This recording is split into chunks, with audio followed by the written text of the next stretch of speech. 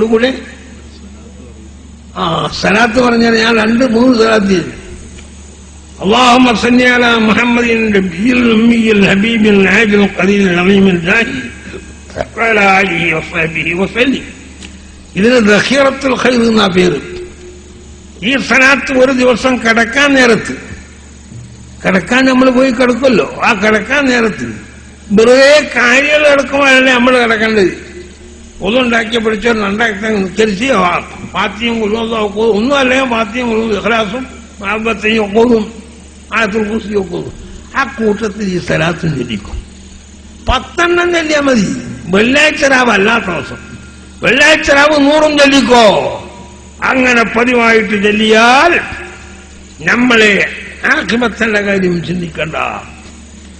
കശ്ഫിന്റെ അഹ്ലുകാരെന്ന് പറയുന്നു, നിന്റെ ശരീരം മരിച്ചു കഴിഞ്ഞാൽ അള്ളാഹുവിന്റെ റസൂലിന്റെ കൈ കൊണ്ടെടുത്ത് വെക്കുമ്പോഴേനാ. പിന്നെ ആഖിബത്തിന്റെ കാര്യം മോശമുണ്ടോ? ബഹുമാനപ്പെട്ട യൂസുഫ് നബഹാനി ഖദ്ദസല്ലാഹു സിർറഹുൽ അസീസ് അവർക്ക് സഅദത്തുദ്ദാറൈൻ എന്നൊരു ഹദീസിന്റെ കിതാബ്, അല്ല സലാത്തിന്റെ കിതാബ്, ആ സലാത്തിന്റെ കിതാബിൽ താൻ പറയുന്നു ഈ സംഭവം.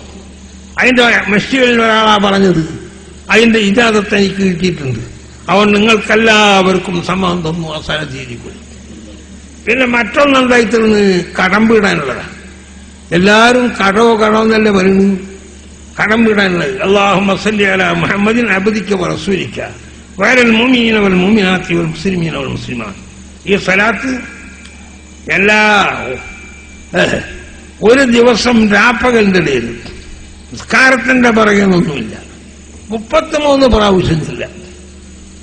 നന്നക്കടണ്ടെങ്കിൽ 360 പ്രാവശ്യം ചെല്ല.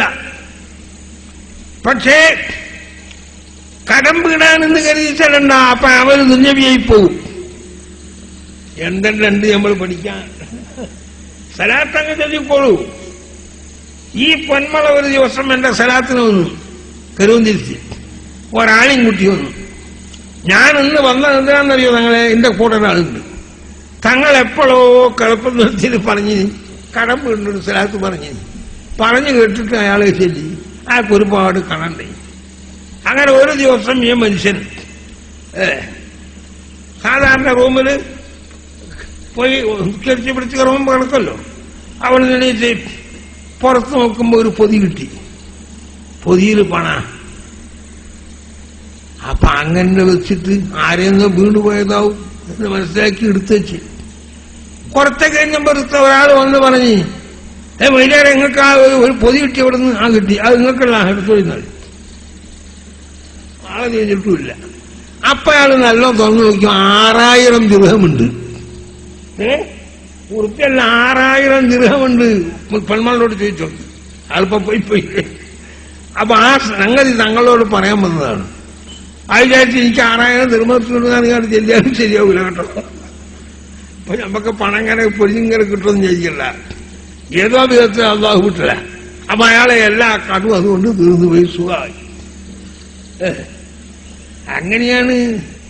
അപ്പൊ ഈ 2 സലാത്തും ചൊല്ലിക്കൊള്ളു, 2 നിങ്ങൾക്കെല്ലാം അനുവാദം തന്നു. എന്നോട് ചോദിക്കാനൊന്നും വേണ്ട.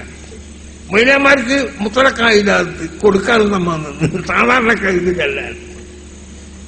ഇജാസത്തൻ മുത്തലക്കത്തെന്ന് പറഞ്ഞാൽ കൊടുക്കും ചെയ്യാം, ഏത് സമ്മതം. അത് നിങ്ങൾ ചൊല്ലി പതിവാക്കണം.